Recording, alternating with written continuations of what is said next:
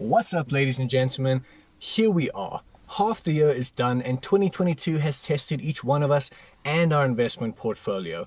Yet we've also seen that these times can often be the best to put money in to make some bigger returns in the long run. So today we're going to look at the 5 best ETFs and a couple extra that we can look to invest in during 2022, as well as the best way to do it. And at the end of the video, I'll be showing my own ETF portfolio and exactly how much I have invested in each one. So welcome back to Casual Cash.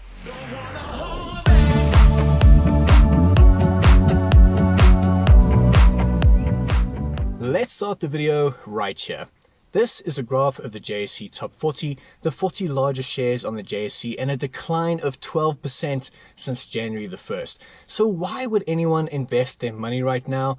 Simply put, when we zoom out to 25 years, we can see that dips and market cycles come and go, and most of us wish we could go back in time and have invested right at the bottom of those dips in the past so that we could get to those profits after. But what it does take is recognizing that we might be in that same place now, and without knowing where the bottom is, investing consistently gives us a better chance to profit from when we get to that point. That is the simple version, but this video on the channel gives more detail if you want to know more about what's causing the dip, market cycles, and some real-world statistics for if you had invested in those times.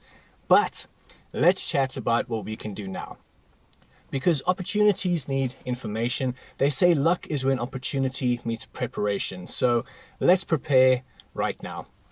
First things first, let's assume we think it's a good idea to put some money in the market right now, expecting that it will go up in the future. The question is then, what do we invest in? And I guess we're always asking that question. The answer comes down to risk and reward. Apple was a startup in a garage that no one heard of, but it went up 277,000%. Steinhoff was a global powerhouse that rose over 1,000% and then lost 96% of its value. What I'm trying to say is that it's fine to bet on companies, but you have to prepare for the risk that comes with it and the money that could come or go. Me personally, I have 5% of my portfolio to higher risk shares. But on the other side, that's why we have things like ETFs. ETFs are exchange traded funds, which are a collection of many companies in one package. That way it reduces your risk by spreading your investment across multiple companies, sectors, and even economies. That way your risk is much lower and you can benefit from the overall market improvements. Here are all the S&P 500 companies. So you see what I mean? Big time diversification. So now that we got that out the way, let me give you my top 5 picks for ETFs to invest in for this year and why I think so. And I've got an extra one at the end just in case your risk appetite is a bit higher. Okay, so the first pick is the JSE Top 40. This is the top 40 companies in South Africa altogether. So why do I like this? You can see this index has been growing steadily over the years, and it seems as if the current dip is a good time to buy in a bit cheaper. So far it has recovered from dips and downwards markets, and because it's local, it's easy to know what's going on. I currently invest in the CITRIX Top 40. The second is America's S&P 500, the 500 biggest companies in the USA. Same as the top 40, this index has continued to grow over time and thrived after every market crash so far and has grown larger than South Africa's index. So taking some money offshore means if any of South Africa's problems get out of hand, you have some backup in the USA. I currently use CoreShares S&P 500, which is invested in rands, and Vanguard's S&P 500, which is invested in US dollars. Third up, we have the CITRIX FINI 15 ETF. This ETF is focused on shares in the financial sector.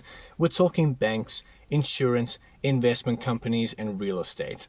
So the main reason I like this one is that banks are 69% of the fund and tend to get higher income when interest rates rise like they are now. So as time goes on, it seems like this ETF will perform well, and it's also well diversified in other finance sectors too. Next is the CoreShares DivTrax ETF. 2 reasons for this one. The first is that dividend stocks like this are usually less volatile than growth stocks like Facebook or Tesla. The ETF is mostly break even from January, but it pays dividends 4 times a year and is currently paying 8% dividends a year. The global version is similar at 3% dividends, but not too bad. And lastly, what I would look at is a property fund ETF. Personally, I have two, which are the CITRIX Property Portfolio ETF, which is for the local market, and the new fund's Retway Global Property for the international market. So given the beating the property market took the last 2 years, the dividends are high at around 7 to 8% for their price, and the market is slowly recovering in terms of occupancy. But keep in mind, rising interest rates will also affect their loan payments. But over long term, it seems like a cheaper point to buy in and receive dividends. So those are the top 5. But if you're looking for a riskier bet, I've been eyeing the Signia Fourth Industrial Revolution Fund. It's filled with tech companies that went way down after people returned to the real world after COVID.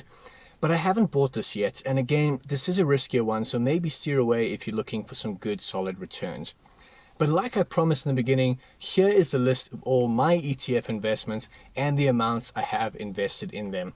But as always, be sure to research anything before you invest in it and that it fits with your investment portfolio.